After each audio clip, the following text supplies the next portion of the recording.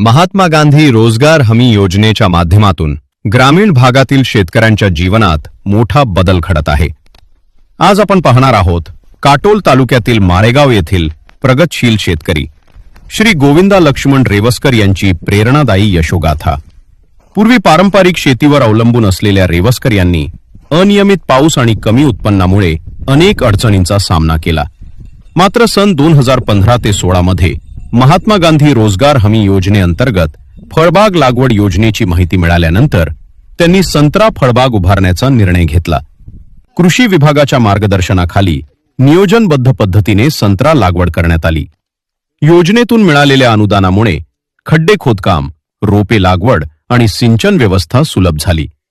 काही वर्षांच्या मेहनतीनंतर आज त्यांच्या संत्रा बागेतून उत्तम उत्पादन मिळत आहे।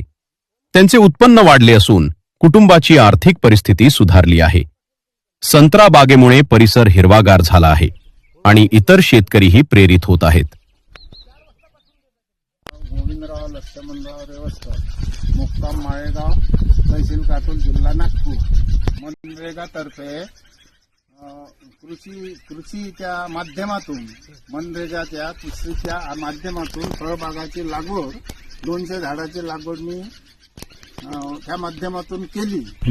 या बागेचं उत्पन्न मी 20 पासून दरवर्षीप्रमाणे माझे 3 लाख, 4 लाख, 5 लाख, या वर्षीचे माझे 10.5 लाख रुपये 21 टनाचे संत्रा निघाला। 10.5 लाख रुपये झाले माझे।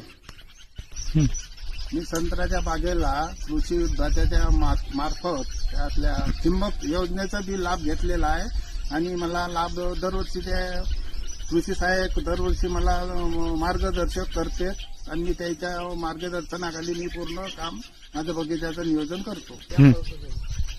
मला या कृषी विभागाच्या माध्यमातून संत्रा बागामुळे म्हणजे कृषी सहाय्यकाचं सहकार्यामुळे मला त्याचं आणि ठिबक कृषी विभागाच्या माध्यमातून ठिबकही मला मिळालं, वेळोवेळी मला पैसेही मिळाले।